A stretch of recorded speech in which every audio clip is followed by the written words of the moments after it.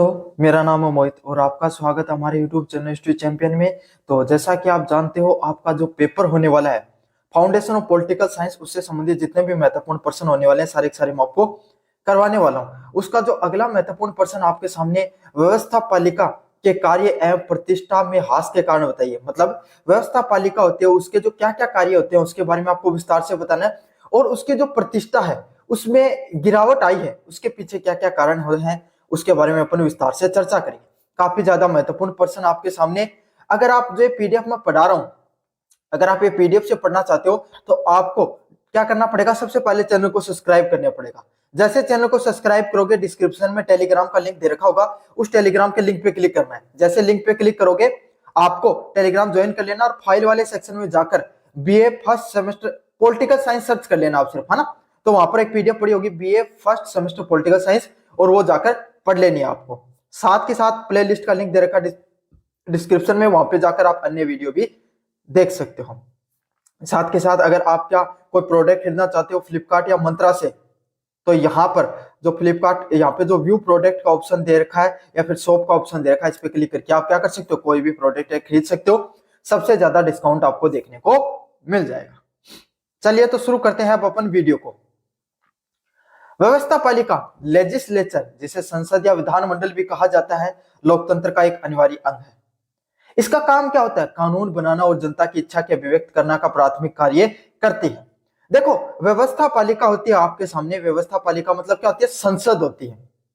अब संसद में आपको पड़ता है, संसद या विधानमंडल, जिसमें कहा कौन बैठते हैं, आपके द्वारा चुने हुए लोग हैं वो बैठते हैं। चाहे आप प्रत्यक्ष रूप से चुनते हो चाहे अप्रत्यक्ष लोगों का चुनाव किया जाता है आपके द्वारा, वो सभी लोग किसमें बैठते हैं, आपके सामने संसद के अंदर बैठते हैं।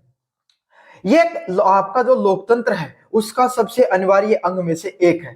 कानून बनाना और जनता की इच्छा को अभिव्यक्त करने का जो सबसे प्राथमिक कार्य कौन करती है आपके सामने, जो ये संसद है या व्यवस्था पालिका है वो ये काम करती है। कैसे करती है, आपके द्वारा चुना हुआ जो एमएलए एमपी क्या तो विधानमंडल में बैठा होगा या फिर लोकसभा या राज्यसभा में बैठा होगा, और आपके सामने कोई भी कानून बनाया जाएगा, कोई भी नीति का निर्माण किया जाएगा, तो उसमें उसका बहुत बड़ा योगदान होता है। तो आपकी तो इच्छा नहीं थी, लेकिन आपके द्वारा चुने हुए प्रतिनिधि की जो इच्छा है वो वहां पर आपके सामने संसद के पटल पे आ रही है।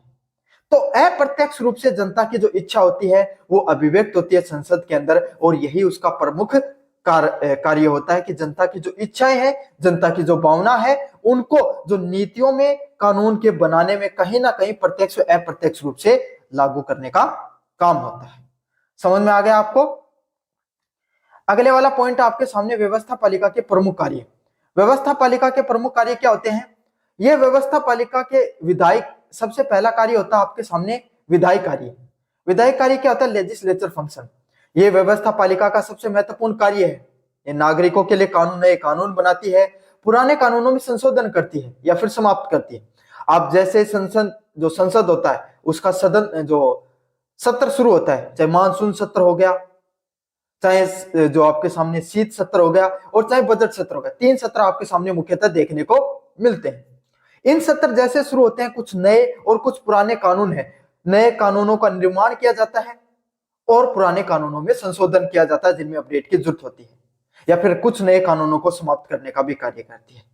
तो आपके सामने संसद की व्यवस्था पालिका का सबसे महत्वपूर्ण कार्य यही है कि ये कानून निर्माण में हिस्सेदारी रखती है। क्या करती है, अलग अलग प्रकार के जो कानून है उनका निर्माण करती है। यह संविधान में संशोधन करने की भी शक्ति रखती है। साथ के साथ इसके अंदर क्या शक्ति है, यह संविधान के अंदर संशोधन भी कर सकती है। विधायी पालिका के अंदर शक्ति रहती है कि वो संविधान के अंदर भी संशोधन कर सकती है आपके सामने। समझ में आ गया आपको। अगला महत्वपूर्ण पॉइंट है आपके सामने वित्तीय कार्य। यह राष्ट्र के वित्त पर नियंत्रण रखती है।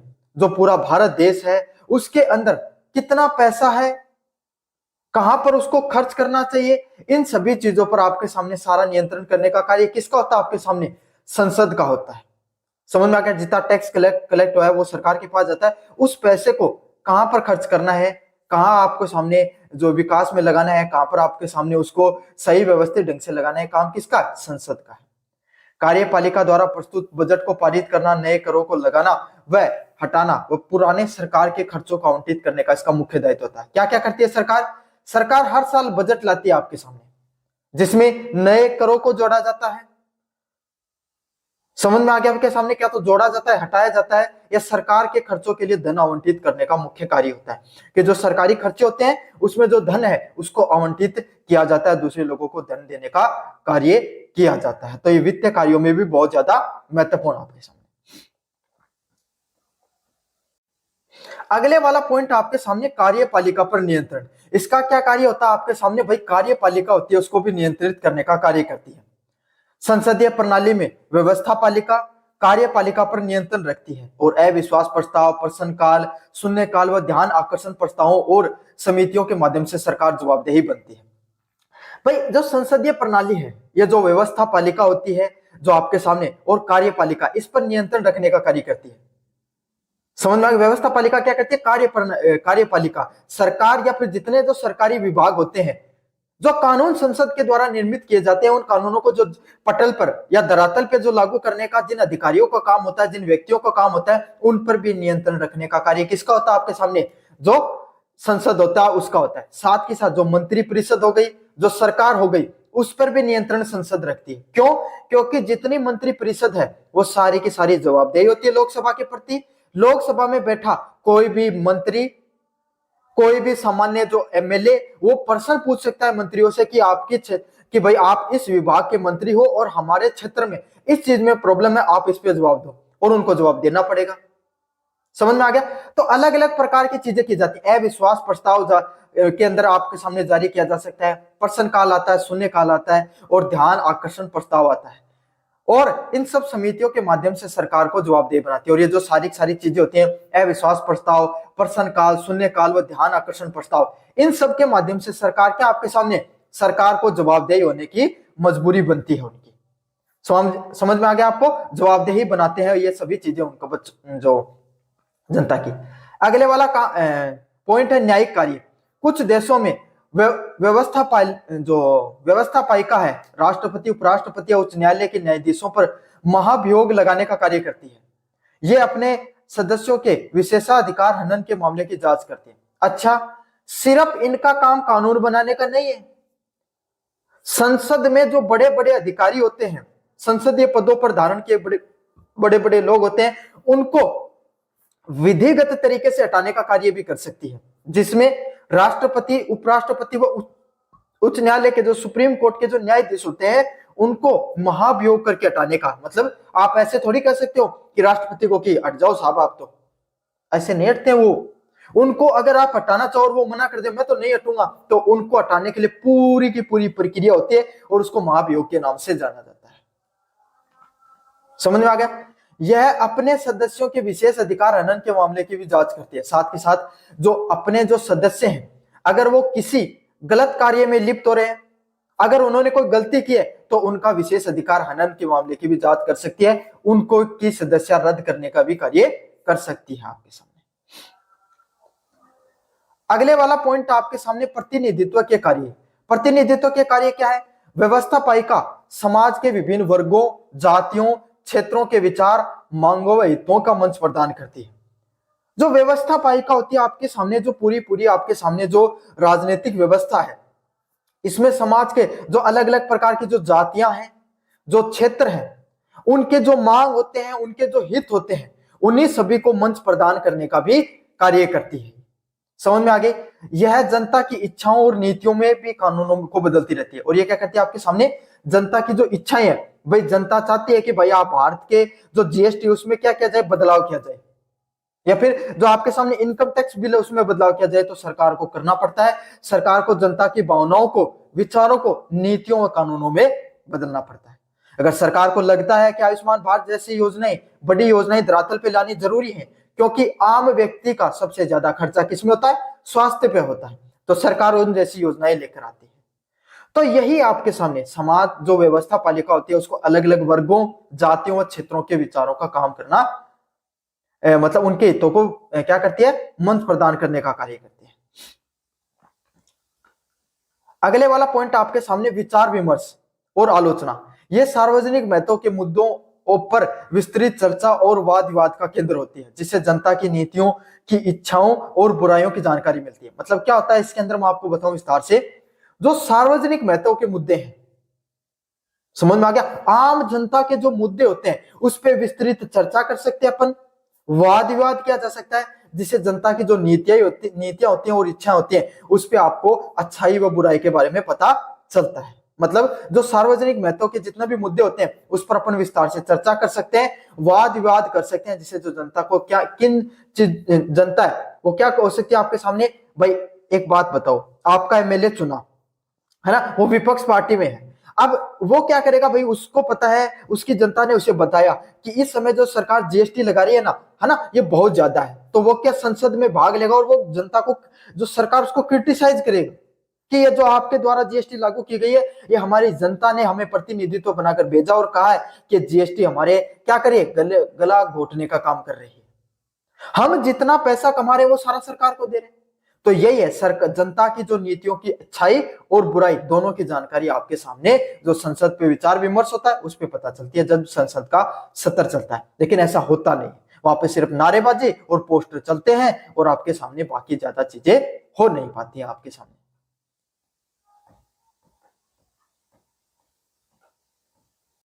अगले वाला पॉइंट आपके सामने, जो व्यवस्था पालिका होती है उसकी प्रतिष्ठा में हास के कारण, क्या वो कुछ मुख्य कारण है, क्या वो कुछ मुख्य रीजन है जिसके वजह से जो व्यवस्था पालिका है उसकी जो प्रतिष्ठा है उसमें आपके सामने लगातार गिरावट दिखाई पड़ रही है। जो संसदीय प्रक्रिया है, जो भारतीय संविधान का अमूल्य रत्न है, जो भारतीय संविधान के आपके सामने जो भारतीय लोकतंत्र की रीढ़ की हड्डी है, वो रीढ़ की हड्डी लगातार चटकती क्यों जा रही है, लगातार कमजोर क्यों होती जा रही है, इसी के बारे में विस्तार से चर्चा करेंगे अपन।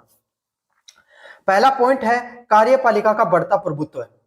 आधुनिक राज्यों में विशेषकर संसदीय प्रणालियों में प्रधानमंत्री व मंत्रिपरिषद ने नीति निर्माण व विधेय एजेंडा पर प्रभुत्व स्थापित कर लिया। मतलब अगर अपन बात करें लगभग जो आधुनिक राज्य हैं आज के समय के, उसमें जो संसदीय प्रणाली है उसको कमजोर कर दिया गया है। क्यों? क्योंकि प्रधानमंत्री और मंत्रिपरिषद है ना, वही सिर्फ नीतियों का निर्माण करती है और जो पार्टी का जो एजेंडा होता है, विधायकों का जो एजेंडा होता है उस पर प्रभुत्व स्थापित कर लिया है।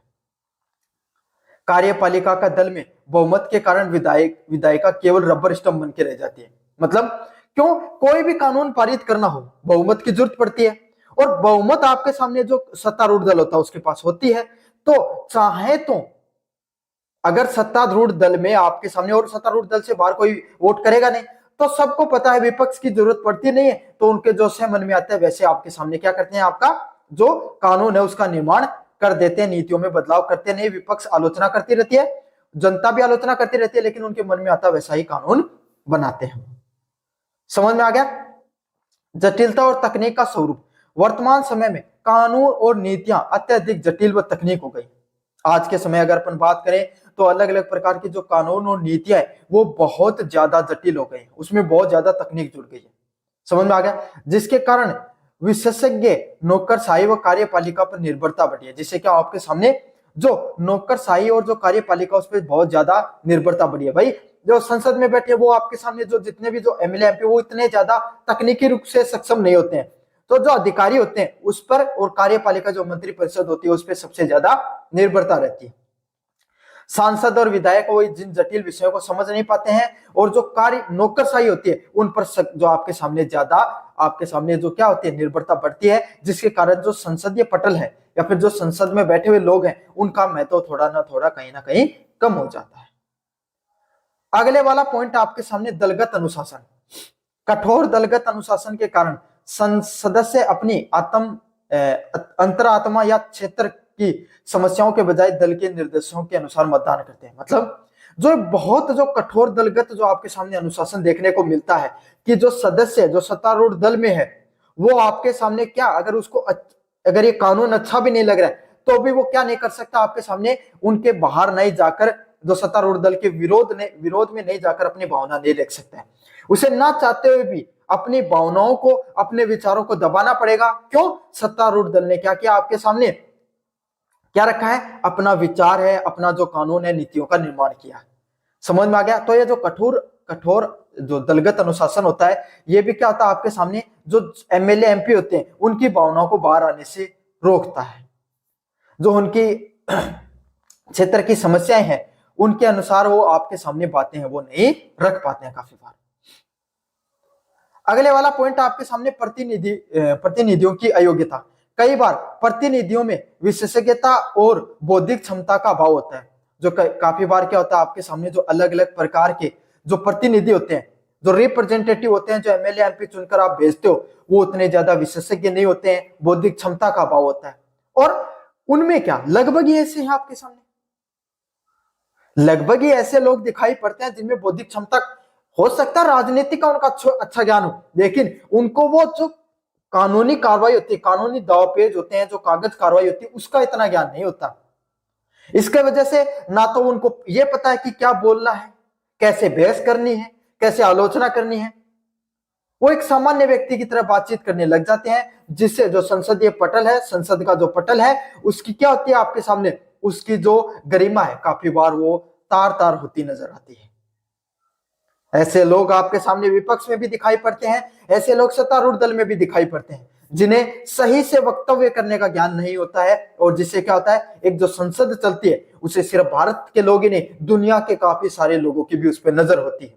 तो अगर इस प्रकार के विचारों का प्रकट किया जाता है जो अमानवीय है, जो किसी धर्म जाति के विशेषकर विरोध में है, तो इससे क्या होता है, भारतीय संसदीय पटल होता है उसकी क्या होती है, वो शर्मसार होता है वहां पर। अगले वाला पॉइंट आपके सामने, अध्यादेशों को बढ़ता प्रयोग। कार्यपालिका बार बार अध्यादेशों का सहारा लेकर विधायिका व कानून बनाने की शक्ति पर अतिक्रमण करते हैं। भाई आप सबको पता है, राष्ट्रपति के पास आपके सामने क्या होता है, अगर जब सदन का जो सत्र नहीं चल रहा है तो वो अध्यादेश जारी कर सकते हैं। समझ में आ गया, जिसके वो भी एक प्रकार का कानून होता है, वो भी एक प्रकार का कानून ही होता है, जिस कानून को क्या किया जा सकता है आपके सामने, कानून को वो लागू रहेगा जब तक आपके सामने जो संसद का सत्र नहीं हो जाता, उसमें पारित नहीं हो जाता, 6 महीने तक वो लागू रहता है, फिर वो ऑटोमेटिक रिजेक्ट हो जाता है। तो ये क्या करते हैं, सत्तारूढ़ दल क्या है, उसको पता चल रहा है कि लोकसभा में तो अपन ला नहीं सकते, तो पहले अध्यादेश जारी कर देते हैं। क्यों, राष्ट्रपति कौन चुनता है आपके सामने, वैसे चुनाव तो सभी लोग करते हैं, लेकिन उसमें सबसे बड़ी हिस्सेदारी सत्तारूढ़ दल की होती है, तो वो सत्तारूढ़ दल के अनुसार काम करता है, वो भी रबर स्टैंप बन के रह जाता है आपके सामने, अपनी भावनाओं को नहीं प्रकट कर पाता है। तो उन अध्यादेशों का कोई महत्व, जो आपके सामने जो जनता है, उस राष्ट्रपति की जो भावना, वो कोई महत्व रखती है नहीं। जो सत्तारूढ़ दल है वो अपनी मनमर्जी से काम करवाता है और बार बार अध्यादेश जारी करवाता रहता है। अगले वाला पॉइंट आपके सामने, राजनीतिक अपराधीकरण।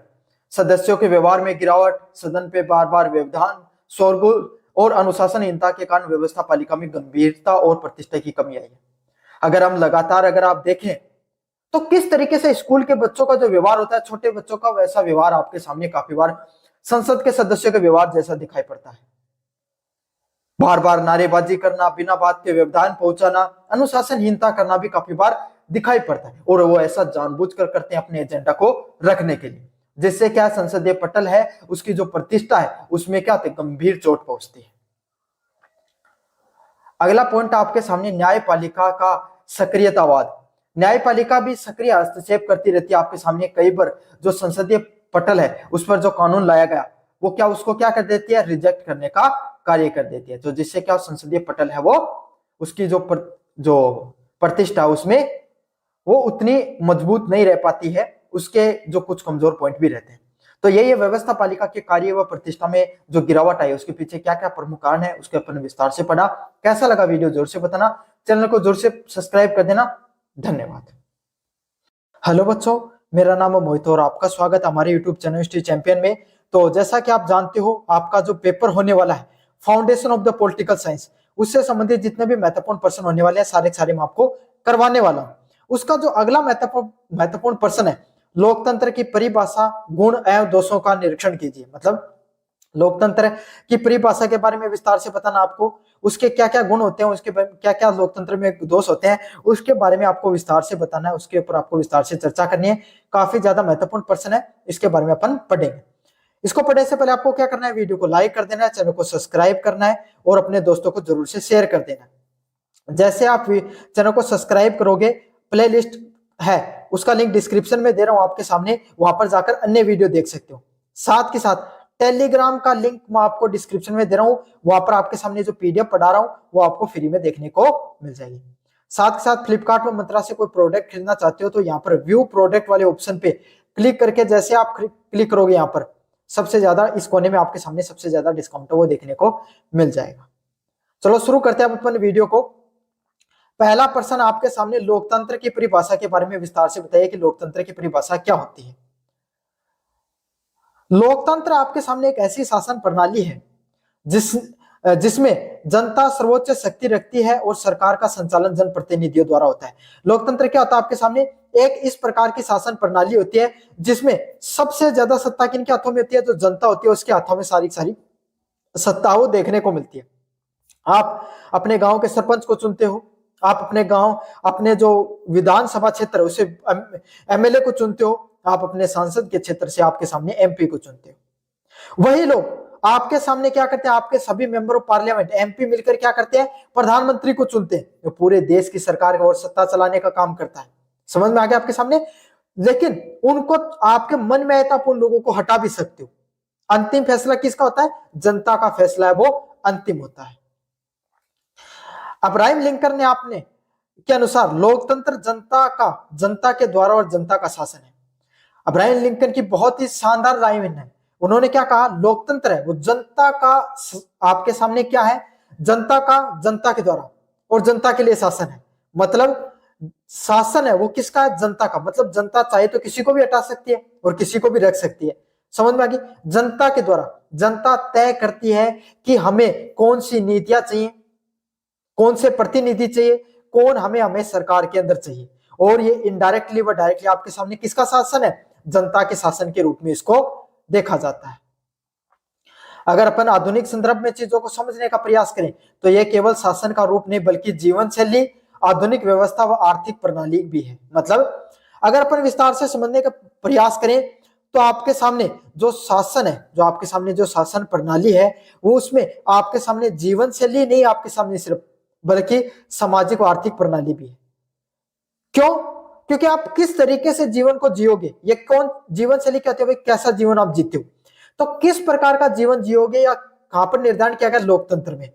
सरकार जैसी नीतियां बनाती है वैसे ही लोगों का जीवन भी होता है। सामाजिक व्यवस्था व आर्थिक प्रणाली भी है जो क्या करती है आपके सामने, लोगों की समाज में कैसे लोग रहेंगे, किन नीतियों का निर्माण किया जाएगा और लोगों के पास कितना टैक्स लगाना है, लोगों को कब टैक्स की दरों में छूट देनी है, लोन कितना देना है, किनको आपको सामने छूट देनी। तो सब की सब चीजें आपके सामने किसके द्वारा निर्धारित होती है, सरकार के द्वारा निर्धारित होती है। और सरकार किसके द्वारा चलती है, संविधान के द्वारा। और संविधान किसका निर्माण करता है, लोकतंत्र का निर्माण करता है। तो सभी चीजें एक दूसरे से डायरेक्टली व इनडायरेक्टली क्या जुड़ी हुई है। स्वतंत्रता समानता के साथ न्याय के सिद्धांत पर आधारित है। सभी की सभी चीजें किस चीज पर निर्धारित है आपके सामने, स्वतंत्रता समानता व न्याय के जो सिद्धांत है, इन सब चीजों पर सारी की सारी चीजें आपके सामने आधारित होती हैं। समझ में आ गया आपके सामने विस्तार से। पहला पॉइंट है लोकतंत्र के गुण। लोकतंत्र के क्या क्या गुण होते हैं आपके सामने, जनता का शासन और स्वतंत्रता। लोकतंत्र में जनता अपने शासकों को चुनाव स्वयं करती है जिससे शासक जनता के प्रति जवाबदेही रहते हैं। मतलब लोकतंत्र क्या होता है आपके सामने, लोकतंत्र में जो जनता है वो क्या करती है आपके सामने, जो शासक होता है उसका चुनाव स्वयं करती है। भाई आप ही तो करते हो, आप इनडायरेक्टली तो प्रधानमंत्री, सीधे के सीधे तो आप प्रधानमंत्री को नहीं चुनते हो, लेकिन आप एमपी चुनते हो, मेंबर ऑफ पार्लियामेंट चुनते हो, और वही मेंबर ऑफ पार्लियामेंट क्या करता है आपके सामने, प्रधानमंत्री का चुनाव करता है। तो इनडायरेक्टली रूप से आप क्या करते हो, सत्ता का चुनने को काम करते हो, जिससे शासक है वो जनता के प्रति जवाबदेही होता है। अगर कोई गलत नीति का निर्माण कर दिया, गलत व्यवस्था को लागू कर दिया, आप डायरेक्ट हमारे जो जनप्रतिनिधि है उनसे पूछ सकते हो कि भैया ये आपने जो नीति का निर्माण हो आपकी सरकार ने किया है और हमने आपको चुनकर भेजा है, आप हमें ये बताइए कि कैसे इन सब चीजों की गलतियां हुई, कैसे न्याय प्रणाली में विघटन देखने को मिला, कैसे लोग हैं वो आपके सामने उनकी समस्याओं का समाधान नहीं हुआ। तो सीधे के सीधे आप क्या कर सकते हैं, जनता वो शासक से सवाल पूछ सकती है। यह नागरिकों का नागरिकों का राजनीतिक स्वतंत्रता, मतदान, अभिव्यक्ति व नागरिक स्वतंत्रता प्रदान करता है। और यही जो जनता है वो आपके सामने जो अपने जनप्रतिनिधि को चुनती है, जो अपने शासक को चुनती है, यह किसके माध्यम से चुनती है, मतदान के माध्यम से, है ना। मतदान के माध्यम से आप अपने जनप्रतिनिधि को चुनते हो और वही आपके सामने क्या है, आपको उसी से जो अभिव्यक्ति की स्वतंत्रता मिलती है। आप अपनी समस्याओं को शासक के सामने रख सकते हो और उनसे जवाबदेही मांग सकते हो, अकाउंटेबिलिटी मांग सकते हो कि अकाउंटेबिलिटी मान सकते हो आप कि आपके सामने उन लोगों की सही से उन्होंने कार्य किया है नहीं किया है, जो वादे वो करके गए थे क्या उनको उन्होंने निभाया है या फिर नहीं निभाया है। अगले वाला पॉइंट है समानता का सिद्धांत। लोकतंत्र जाति, धर्म, वर्ग और लिंग के आधार पर भेदभाव का स्वीकार करता है। लोकतंत्र क्या करता है आपके सामने, ना जाति को मानता है, ना धर्म को मानता है, ना वर्ग व लिंग के आधार पर होने वाले जो भेदभाव उसको अस्वीकार करता है, उसको नहीं मानता है। समझ में आ गया आपके सामने, लोकतंत्र का यही काम है कि वो ना जाति को मानेगा, ना धर्म वर्ग के आधार पर भेदभाव नहीं करता, सभी लोगों को समानता का अधिकार देता है। हमारे भारत के जो लोकतंत्र है उसको संविधान के तहत लोकतंत्र को लागू किया गया और संविधान में हमें सभी लोगों को क्या दिए गए, मौलिक अधिकार दिए गए। हर मौलिक अधिकार में समानता का अधिकार है, जिसमें ना कोई व्यक्ति जाति के आधार पर, धर्म व लिंग के आधार पर उनके साथ क्या नहीं किया जा सकता, भेदभाव नहीं किया जा सकता है। सभी नागरिकों को समान राजनीतिक अधिकार है, चाहे आप गरीब व्यक्ति हो, चाहे आप अमीर व्यक्ति हो, चाहे प्रधानमंत्री हो, चाहे आपके सामने क्या हो, आप एक सामान्य झुग्गी झोपड़ी में रहने वाले व्यक्ति हो या बेघर व्यक्ति भी हो, आपको अगर भारत के नागरिक हो तो आपको सिर्फ एक ही वोट देना हो। प्रधानमंत्री भी एक वोट देगा, वो गरीब व्यक्ति भी एक वोट देगा, उसको भी इतने अधिकार अगर आप इतने अधिकार आपको है। बस फर्क कितना है, जागरूकता का फर्क है। अगर आप जिस दिन जागरूक हो जाते हो उसी दिन आपके क्या है, अधिकार है वो लागू हो जाते हैं। नैतिकता व बौद्धिकता का विकास। नागरिकों को राजनीतिक गतिविधियों में भाग लेने के लिए अवसर मिलता है, उनसे जागरूकता, उत्तरदायित्व की भावना व आत्मसम्मान का विकास होता है। भारतीय राजनीतिक प्रणाली में हर व्यक्ति को राजनीति में भाग लेने का अधिकार है। कोई भी व्यक्ति है वो क्या कर सकता है, आपके सामने राजनीतिक प्रक्रिया में भाग ले सकता है, चुनाव प्रक्रिया में भाग ले सकता है, खुद को चुनाव के अंदर खड़ा करके क्या कर सकता है, आपके सामने अपने आप को जो जनता के सामने रख सकता है, अपने विचारों को रख सकता है। तो इससे क्या होती है, जनता की भागीदारी बढ़ती है राजनीति में, और जितनी ज्यादा जनता भागीदारी रखेगी राजनीति के अंदर उतना ही ज्यादा लोकतंत्र मजबूत होता है। सभी के अंदर उत्तरदायित्व की भावना होती है कि भाई अगर आपके सामने सोचो, अगर एक ही कैंडिडेट बार बार जीत रहा है तो फिर वो अहंकारी हो जाएगा, उसको लगेगा कि मुझे काम करने की जरूरत ही क्यों, मैं तो जीत ही रहा हूं। समझ रहे? अगर उसी के सामने 5 कैंडिडेट और खड़े हैं और सभी मजबूत हैं, एकदम जबरदस्त चुनाव चल रहा है, तो पांचों को अच्छे से काम करना पड़ेगा। वादों को ना सिर्फ वादे जो हल्फनाम में दर्ज करने पड़ेंगे, बल्कि जमीनी हकीकत पे भी उनको उतारना पड़ेगा। सड़क का वादा है, गरीबी हटाने का वादा है, जो लोगों को गरीबी दूर करने, बेरोजगारी दूर करने का वादा, सभी के सभी सिर्फ वादे नहीं रह जाएंगे, फिर उनको घोषणाओं को जमीनी हकीकत पे लाना भी पड़ेगा। तो यही है, जितने ज्यादा लोग राजनीति में भागीदारी रखेंगे उतना ही ज्यादा लोकतंत्र सुदृढ़ होता है और मजबूत होता है। क्रांति की संभावना कम। इसमें सरकार को शांतिपूर्ण तरीके से बदलने का प्रावधान होता है। मतलब क्या होता है, आपके सामने जो सरकार होती है उसको शांतिपूर्ण तरीके से बदला जा सकता है। किसके माध्यम से, चुनाव के माध्यम से आपके सामने क्या किया जा सकता है, जो सरकार है उसको शांतिपूर्ण तरीके से अपन बदलाव कर सकते हैं, जिसमें हिंसात्मक जो क्रांति होती है उसका आशंका कम होती है। भाई राजतांत्रिक परंपरा व तानाशाही परंपरा की क्या नुकसानदायक है, जब सत्ता में बदलाव होता है तो क्या होता है, बहुत बड़ी हिंसा देखने को मिलती है, और उससे ना सिर्फ वो वंश या फिर जो आपके सामने जो राजतांत्रिक परंपरा है वो परेशान होती है, बल्कि जनता है उसका भी बहुत ज्यादा नुकसान हो जाता है। तो लोकतंत्र में बहुत ही ज्यादा सरल सुगम तरीके से क्या होता है, आपके सामने सत्ता में परिवर्तन देखने को मिलता है। कोई हिंसा नहीं होती है, साधारण चुनाव होते हैं और आपके सामने क्या हो जाते हैं, सत्तारूढ़ दल है वो बाहर हो जाते हैं और नए व्यक्ति को मौका मिलता है सत्ता के अंदर आने का। समझ में आ गया आपके सामने। अगले वाला पॉइंट आपके सामने उत्तरदायित्व शासन। शासक नियमित चुनाव और विपक्ष की आलोचना के कारण जनता की आवश्यकताओं के प्रति संवेदनशील भी रहते हैं। लगातार चुनाव होते रहते हैं, काफी लोग इस पे क्रिटिसाइज भी करते हैं कि भारत एक ऐसा देश है जहां तो सिर्फ चुनाव ही होते रहते हैं। लेकिन आपके सामने मैं एक आपके सामने विचार रखता हूं, अगर चुनाव होते हैं तो ये नेता आपके लिए उत्तर जवाबदेही है। समझ में आ गया आपके सामने। विपक्ष आलोचना कर सकता है सत्ता पक्ष की कि आपने कार्य सही से किया, एक आपने काम सही से नहीं किया है, और सभी के सभी लोग अपने काम के प्रति संवेदनशील भी होते हैं। क्यों है ये सब चीजें? इसीलिए है क्योंकि जनता के प्रति जवाबदेही है उनकी। अगले वाला पॉइंट आपके सामने राष्ट्रीय एकता को बढ़ावा देना। ये समाज को विभिन्न वर्गों व हितों का प्रतिनिधित्व करता है, साथ के साथ राष्ट्रीय एकता को और सद्भाव को मजबूत करता है। इसका क्या फायदा आपके सामने? भाई अगर लोकतंत्र मजबूत होगा तो सभी लोग एकजुट रहेंगे, मजबूती के साथ आपके सामने सभी के सभी लोग क्या होंगे? आपके सामने एक साथ रहेंगे। अगर देश मजबूत, राष्ट्र मजबूत, एकता है तो हम बहुत ज्यादा आगे बढ़ते हैं। समझ में आ गया? तो लोकतंत्र मजबूत होता है तो देश में एकता भी बढ़ती है। तो ये सभी के सभी लोकतंत्र के गुण थे। अब अपन बात करेंगे लोकतंत्र में कितने प्रकार की कमियां पाई जाती है। पहला पॉइंट आपके सामने अयोग्य शासन। लोकतंत्र संख्या पे आधारित होता, गुणवत्ता पे आधारित नहीं।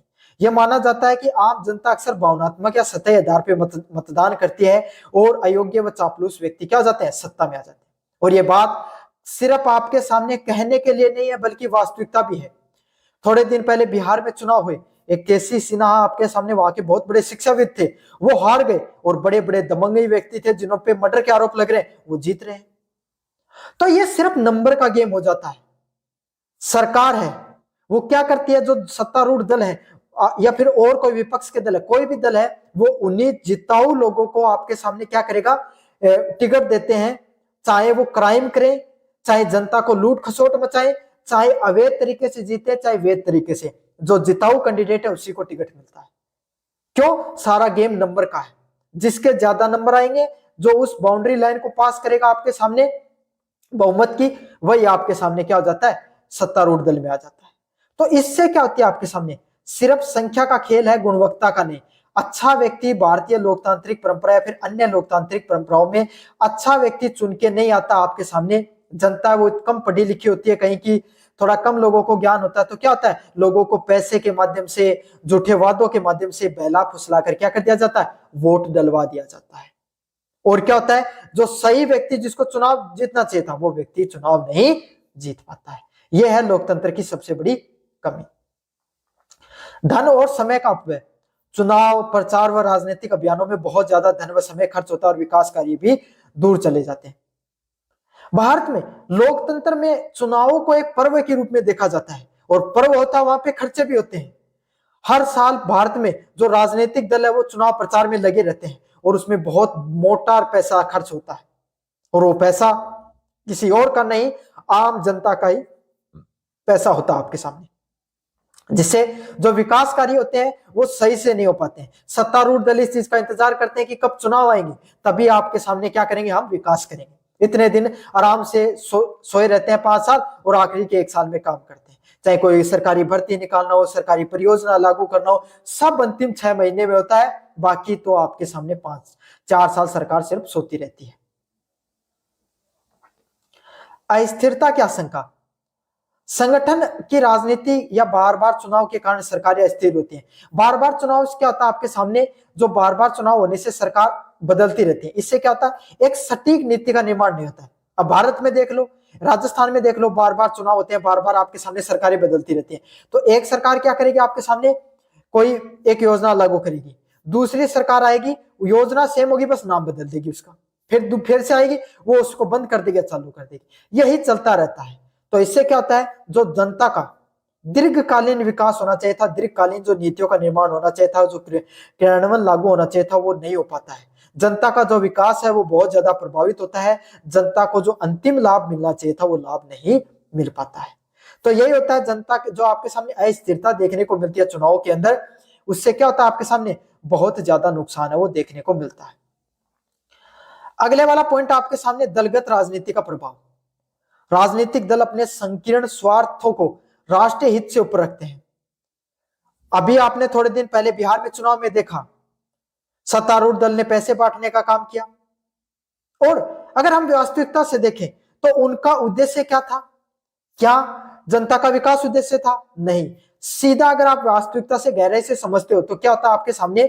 आपको ये पता चलता है उनका मुख्य उद्देश्य क्या था? उनका मुख्य उद्देश्य वोट पाना ही था। किसी योजना के नाम पर आपके सामने क्या कर दिया जाता है? इस प्रकार की संकीर्ण सोच रखी जाती है, जिससे जो राष्ट्रीय हित, जो जनता का विकास है, जो जनता की जो आपके सामने क्या होता है विकास होना चाहिए, वो नहीं हो पाता है। धर्म के नाम पे राजनीति की जाती है, जाति के नाम पर लोगों को बांट दिया जाता है। किसके लिए? ताकि वोट मिल सके।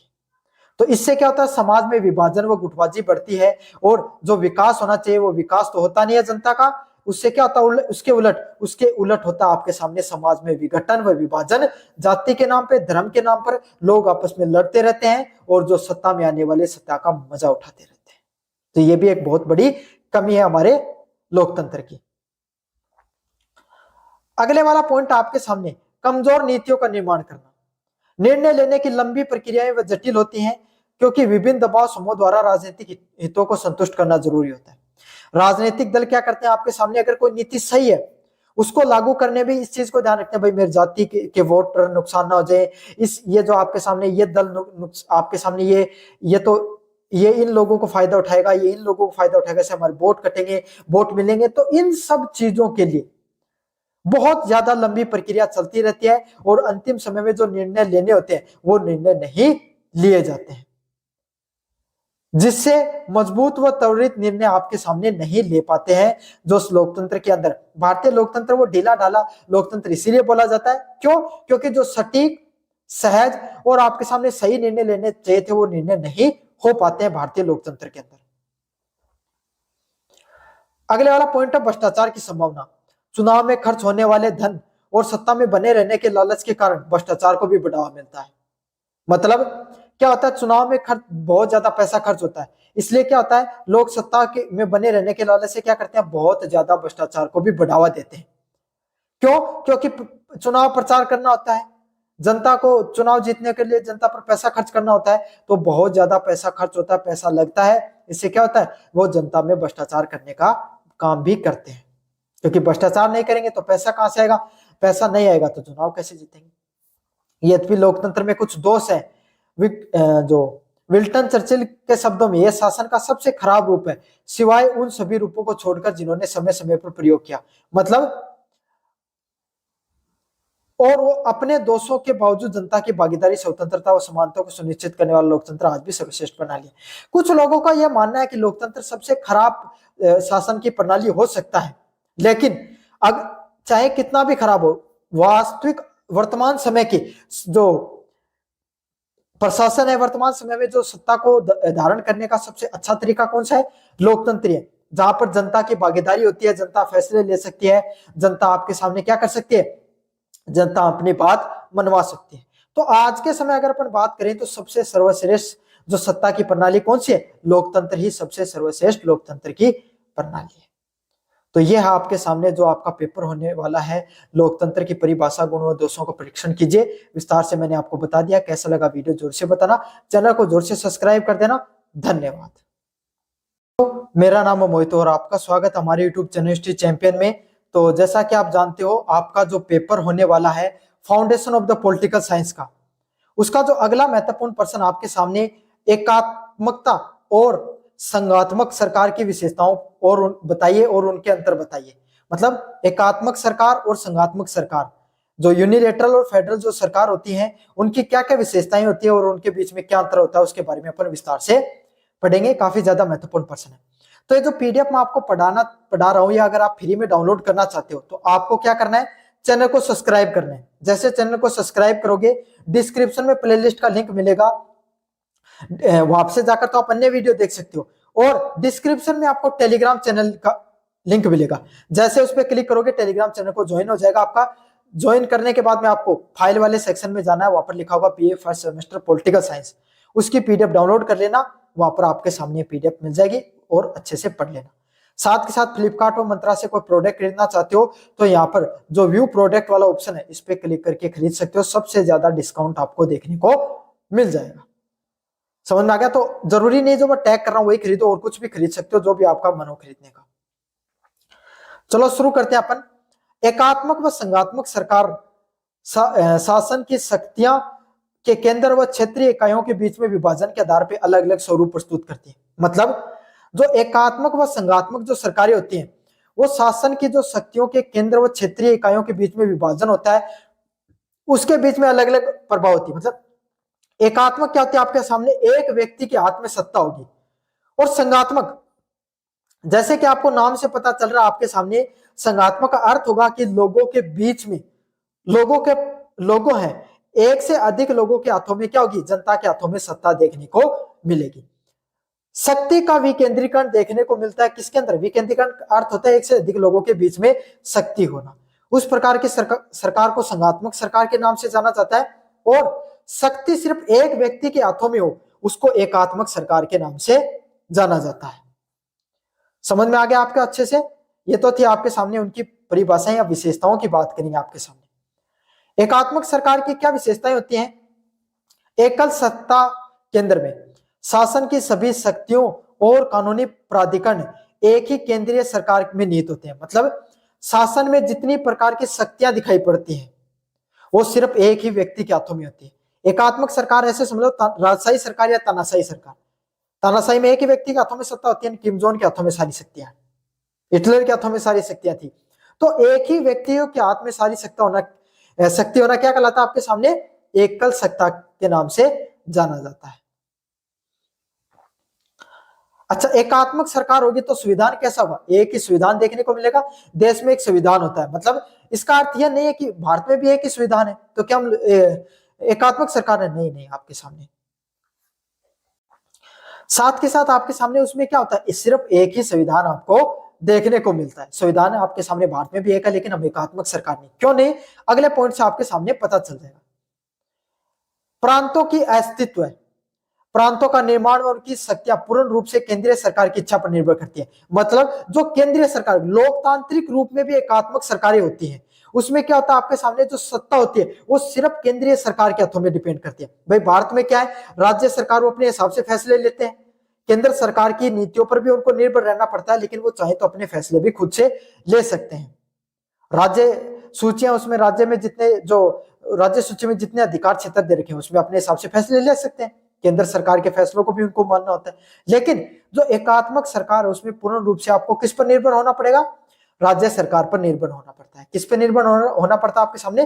पूर्ण रूप से आपके सामने राज्य जो केंद्र सरकार है उस पर निर्भर होना पड़ता है। सॉरी, मैंने राज्य सरकार बोल दिया था। केंद्र सरकार पे आपको पूर्ण रूप से निर्भर होना पड़ता है। केंद्र उन्हें शक्तियां दे सकता है, वापस ले सकता है। केंद्र चाहे तो लोगों को शक्तियां दे सकता है और केंद्र चाहे तो उनसे शक्तियां छीन भी सकता है आपके सामने। समझ में आ गया आपको? अगले वाला पॉइंट है लचीलापन। संविधान लचीला हो सकता है और आसानी से संशोधित भी किया जा सकता है। मतलब संविधान है वो आपके सामने कैसा हो सकता है? लचीला हो सकता है। ऐसा नहीं कि मोड़ जाएगा, ऐसा नहीं। लचीला क्या होता है? जिसके अंदर आप आसानी से बदलाव कर सकते हो। समझ में आ गया? जो संविधान में बहुत आसानी से आपके सामने जो बदलाव किया जा सकता है उसी संविधान को लचीले संविधान के नाम से जाना जाता है। समझ में आ गया? तो ब्रिटेन का सबसे लचीला संविधान माना जाता है। क्यों? उसमें बहुत आसानी से बदलाव किए जा सकते हैं। नागरिकता कैसी होती है आपके सामने? एकल नागरिकता देखने को मिलती है। एक व्यक्ति को सिर्फ एक ही नागरिकता होती है। जैसे कि ब्रिटेन, फ्रांस, जापान व चीन जैसे देश हैं, इनके अंदर जो सत्ता पाई जाती है, जो सरकार पाई जाती है, वो किसका उदाहरण है? एकात्मक सरकार का उदाहरण है। किसकी? ब्रिटेन, फ्रांस, जापान व चीन जैसे देशों की जो सरकार है उसको किस नाम से जाना जाता है? एकात्मक सरकार के नाम से जाना जाता है। अगले वाला पॉइंट आपके सामने संघात्मक सरकार। संघात्मक सरकार कैसी होती है आपके सामने? संघात्मक सरकार वो सरकार होती है जिनमें शक्तियों का विभाजन देखने को मिलता है।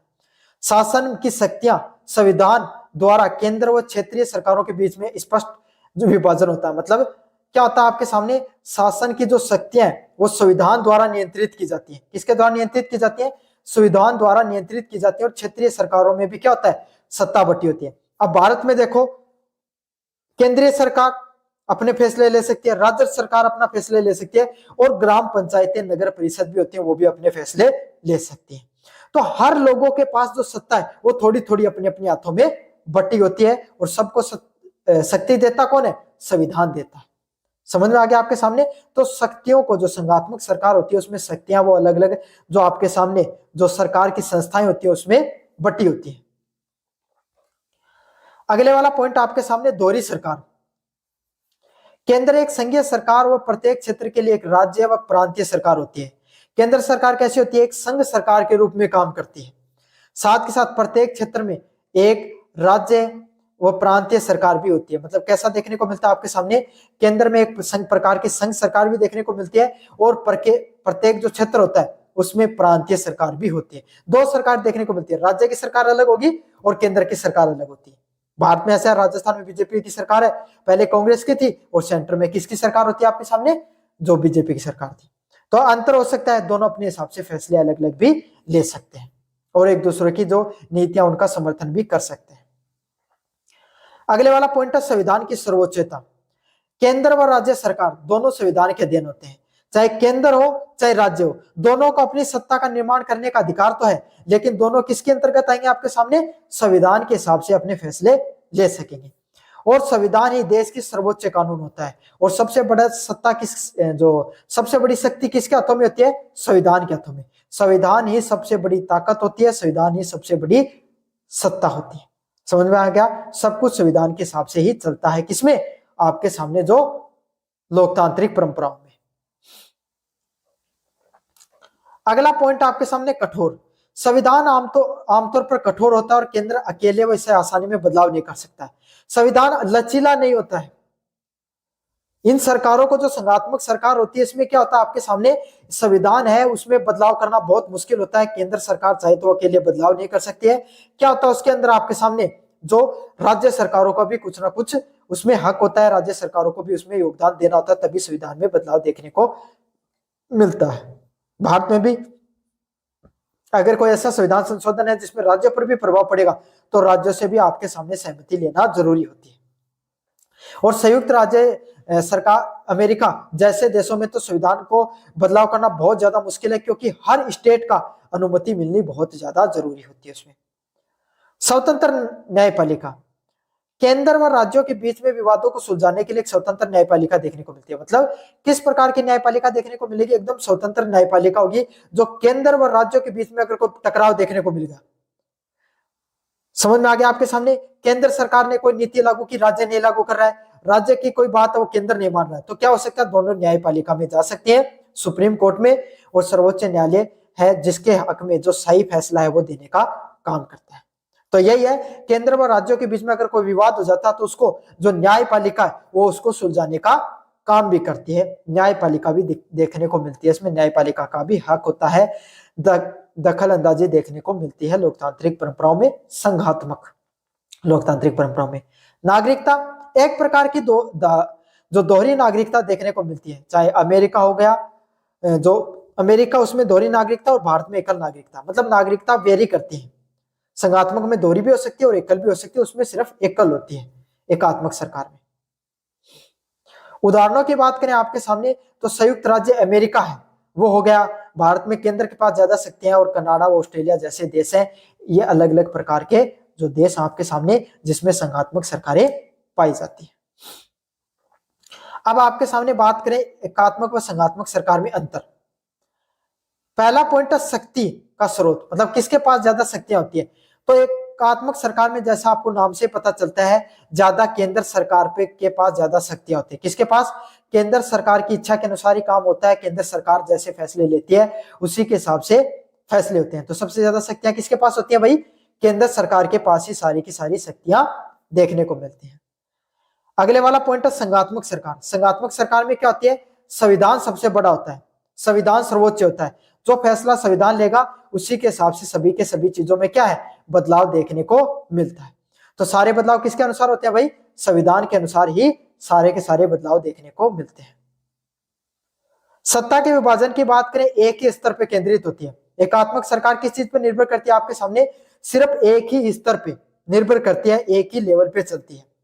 समझ में आ गया, केंद्रीय सरकार पर ही ज्यादा निर्भर करती है एकात्मक सरकार, जबकि संघात्मक सरकार है वो केंद्र व राज्यों के बीच में जो विभाजन होता है उनके ऊपर निर्भर करती है। कुछ चीजें केंद्र की भी होती है और कुछ चीजें उसमें राज्य सरकार की भी होती है। तो दोनों के बीच में शक्तियां वो विभाजित होती हैं, जो संघात्मक सरकार में, एकात्मक सरकार में सिर्फ केंद्र सरकार पर ही ज्यादा चीजें निर्भर करती हैं। अगले वाला पॉइंट आपके सामने संविधान की प्रकृति। संविधान की प्रकृति कैसी होती है आपके सामने, जो एकात्मक सरकार में, एकात्मक सरकार में मैंने बताया था संविधान में बहुत आसानी से बदलाव किया जा सकता है। तो कैसा होता है, लचीला होता है, समझा, तो आसानी से किसी चीज को तोड़ मरोड़ सकते हैं, तो मतलब कैसे होता है, लचीले होते हैं ना, तो वैसा ही होता है। और जो संघात्मक सरकार है, सभी लोगों की जो फैसले लेने में जरूरत पड़ेगी, तो कैसा है, लचीला नहीं बल्कि कठोर है। कोई चीज आसानी से नहीं मुड़ती है तो क्या होती है, कठोर होती है ना। तो इसी तरीके से जो संघात्मक सरकार होती है उसमें संविधान है वो लचीला होता है। न्यायपालिका की बात करें, स्वतंत्र न्यायपालिका आवश्यक नहीं है। एकात्मक सरकार में ज्यादातर केंद्र सरकार की चीजें चलती हैं, केंद्र सरकार के फैसले चलते हैं, तो न्यायपालिका काफी बार स्वतंत्र नहीं होती है। लेकिन संघात्मक सरकार में क्या होता है, आपके सामने अलग अलग प्रकार की सरकार है, सत्ता है, तो उनमें विवाद होगा, और विवाद को निपटाने के लिए एक स्वतंत्र न्यायपालिका है उसकी जरूरत पड़ती है। तो स्वतंत्र न्यायपालिका का भी बहुत बड़ा योगदान होता है इसके अंदर आपके सामने। अगले वाला पॉइंट आपके सामने, प्रांतों की स्थिति। अलग अलग प्रांत होते हैं, केंद्र के अधीनस्थ केंद्रीय शक्तियां वापस ले सकता है। मतलब सारी की सारी शक्तियां किसके हाथ में होती है भाई, केंद्र सरकार के हाथों में सारी की सारी शक्तियां होती हैं। तो केंद्र सरकार ही वो क्या करता है, आपके सामने सारी शक्तियों को धारण करके रखता है।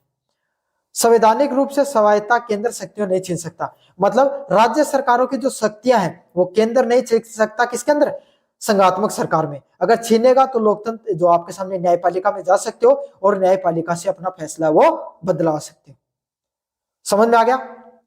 नागरिकता की बात करें तो कैसी नागरिकता देखने को मिलती है आपके सामने, एकल नागरिकता देखने को मिलती है।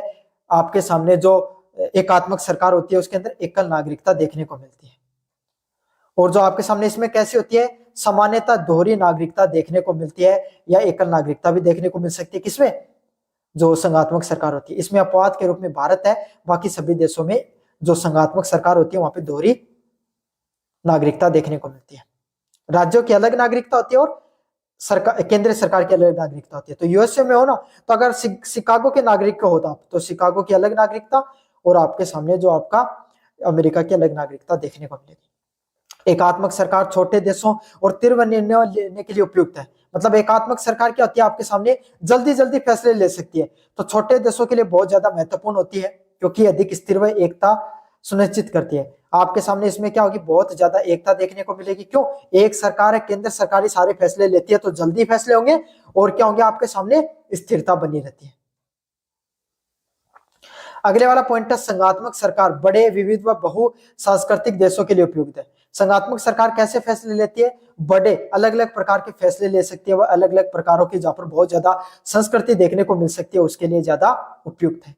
क्योंकि यह राष्ट्रीय एकता, क्षेत्रीय स्वायत्ता के बीच में संतुलन स्थापित करने का काम करती है। तो ये आपके सामने बच्चों जो आपका पेपर होने वाला है, एकात्मक एवं संघात्मक सरकार की क्या विशेषताएं होती है उसके बारे में मैंने विस्तार से बता दिया। कैसा लगा वीडियो जोर से बताना, चैनल को जोर से सब्सक्राइब कर देना। धन्यवाद। मेरा नाम है मोहित और आपका स्वागत हमारे यूट्यूब चैनल हिस्ट्री चैंपियन में। तो जैसा कि आप जानते हो, आपका जो पेपर होने वाला है फाउंडेशन ऑफ पॉलिटिकल साइंस, उससे संबंधित जितने महत्वपूर्ण प्रश्न होने वाले हैं सारे के सारे मैं आपको करवाने वाला हूं। उसका जो अगला महत्वपूर्ण प्रश्न आपके सामने, संसदीय एवं लोकतंत्र शासन प्रणाली। संसदीय प्रणाली क्या होती है, लोक, और उसमें जो राष्ट्रपति शासन प्रणाली होती है उसमें क्या अंतर होता है, उसके बारे में विस्तार से पढ़ने वाले हैं। काफी ज्यादा महत्वपूर्ण प्रश्न है जो ये पीडीएफ में पढ़ा रहा हूं। अगर ये आपको फ्री में प्रोवाइड अगर आप पाना चाहते हो तो आपको क्या करना है, चैनल को सब्सक्राइब करना है और वीडियो को लाइक करना है। जैसे चैनल को सब्सक्राइब करोगे, डिस्क्रिप्शन में टेलीग्राम का लिंक दे रखा है, उस पर क्लिक करना आपको। जैसे क्लिक करोगे टेलीग्राम चैनल को ज्वाइन कर लेना है। वहां पर फाइल वाले सेक्शन में जाकर आपको BA first semester political science की जो आपके सामने के नाम से पीडीएफ पड़ी होगी उसको डाउनलोड करके पढ़ लेना। आपके सामने सारे सॉल्यूशन देखने को मिल जाएंगे। समझ में आ गया। साथ के साथ अगर आप क्या करना चाहते हैं, अन्य वीडियो देखना चाहते हो, तो डिस्क्रिप्शन में प्ले लिस्ट का लिंक दे रखा है, वहां से जाकर अन्य वीडियो भी देख सकते हो। इस पेपर से संबंधित सब कुछ पढ़ा रखा है मैंने। फ्लिपकार्ट व मंत्रा से अगर कोई प्रोडक्ट खरीदना चाहते हो तो इस जो आपके सामने ये व्यू प्रोडक्ट वाला ऑप्शन दिखाई दे रहा है, इस पे क्लिक करके आप क्या कर सकते हो, कोई भी प्रोडक्ट है वो खरीद सकते हो। मैंने लगा रखा, टैग कर रखा है, जो किताब कर रखी है, इसके अलावा भी और कुछ प्रोडक्ट भी खरीद सकते हो। सबसे ज्यादा डिस्काउंट आपको देखने को मिल जाएगा। चलो शुरू करते हैं अपन।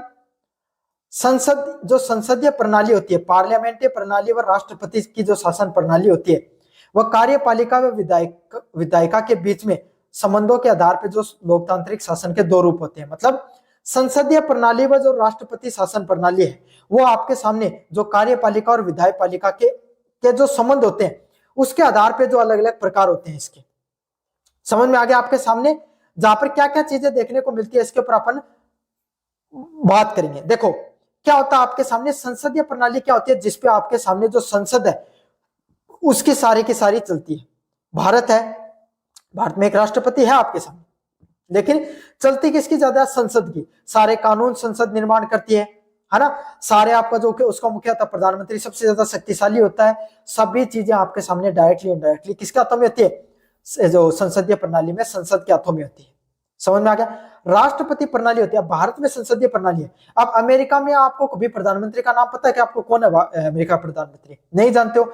वहां पे पर राष्ट्रपति को जानते हैं। क्यों? क्योंकि वहां पर राष्ट्रपति की प्रणाली है। वहां पर सत्ता किसके, शक्ति किसके हाथ में होती है? शक्ति व सत्ता राष्ट्रपति के हाथों में होती है। और वो जो शासन प्रणाली है वो आपके सामने मजबूत हुआ है, सुदृढ़ प्रणाली है। पहला पॉइंट आपके सामने अंतर की बात करें, पहला है कार्य प्रणाली का स्वरूप। कैसी कार्य प्रणाली देखने को मिलती है आपके सामने? संसदीय शासन प्रणाली में दोहरी कार्यपालिका होती है। राष्ट्रपति, राजा या प्रधानमंत्री या राष्ट्र जो आपके सामने, मतलब जैसे अलग अलग उदाहरण बताऊं। संसदीय प्रणाली भारत में भी है। संसद ने क्या किया? लोकसभा राज्यसभा से क्या हुआ? कोई बिल पास हुआ, कोई कानून पास हुआ, फिर राष्ट्रपति के पास जाएगा। राष्ट्रपति के पास अंतिम अधिकार होता है, वो उसको रोक सकता है, वापस भेज सकता है या फिर पास कर सकता है। समझ में आ गया आपके सामने? तो पहले आपके सामने किसके हाथों में सत्ता है? संसद के हाथों में भी सत्ता है और राष्ट्रपति के हाथों में भी सत्ता है। अब आपके सामने अपन ब्रिटेन में चले जाते हैं। वहां पर क्या राष्ट्रपति का पद नहीं देख के किसका पद देखने को मिलता है आपके सामने? राजा का पद देखने को मिलता है। राजा भारत में जो राष्ट्रपति है ना, वो ब्रिटेन के राजा के पद से ही उसको लिया गया है।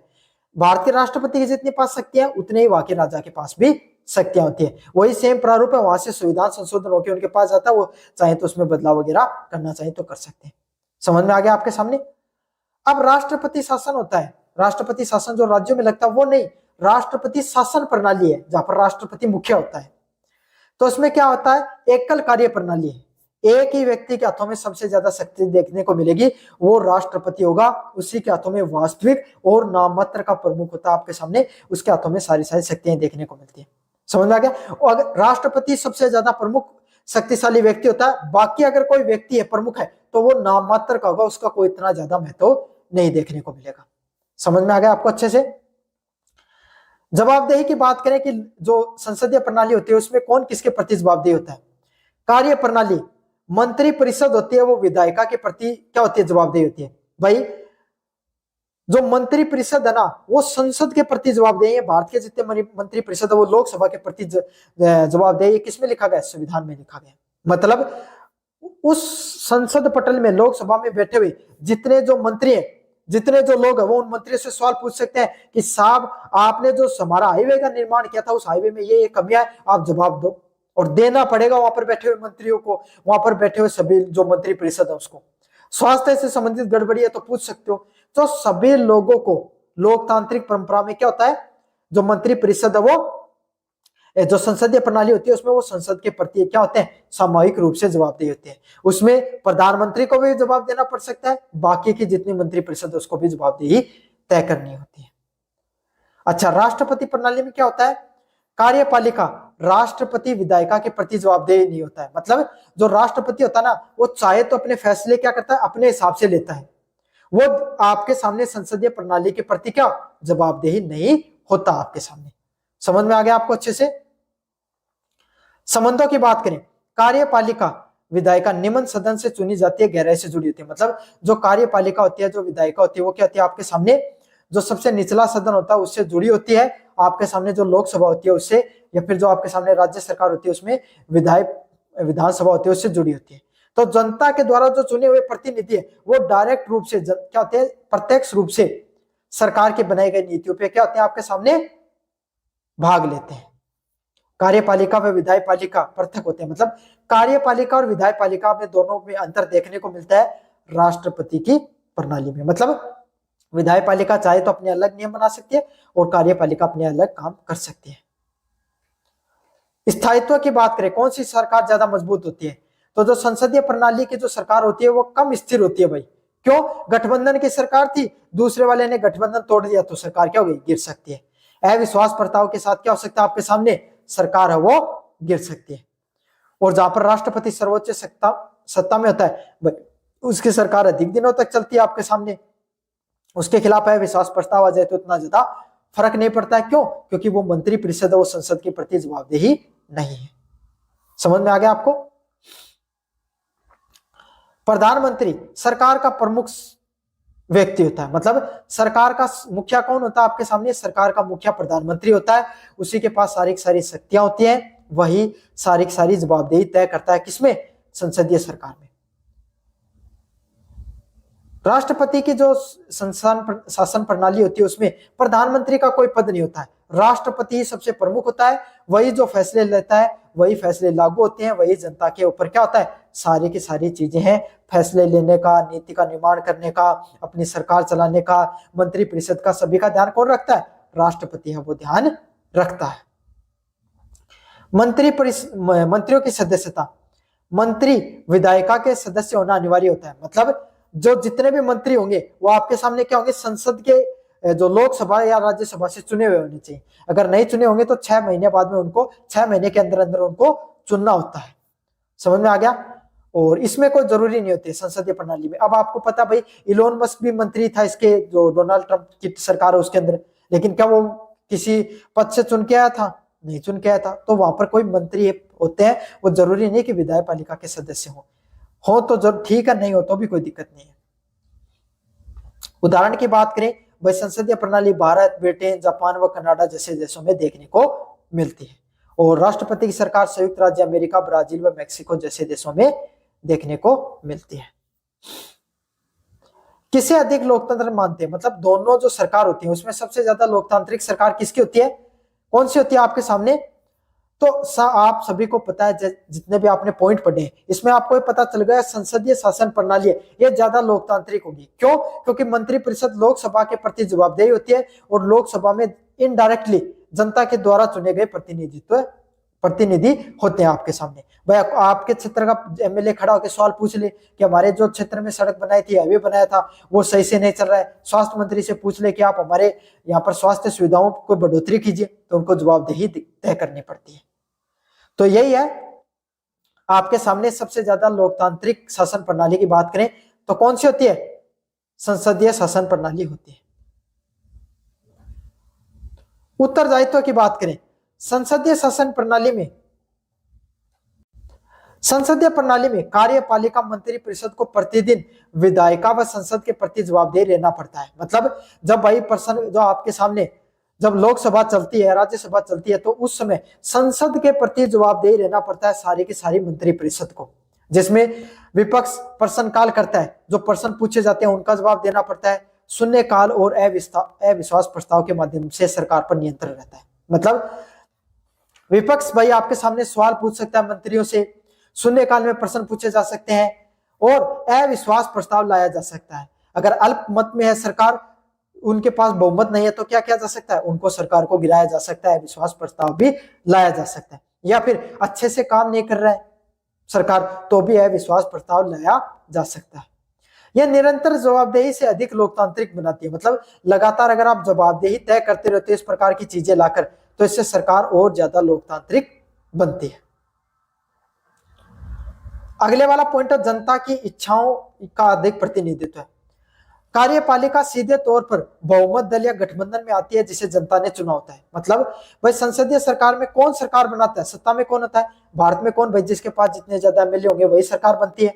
तो यही है, कार्यपालिका सीधे तौर पर बहुमत दल या गठबंधन में आती है जिसे जनता चुनती है। मतलब वही सरकार आपके सामने देखने को मिलेगी, वही सरकार या वही पार्टी सत्ता में देखने को मिलती है जिसको जनता सबसे ज्यादा वोट देती है।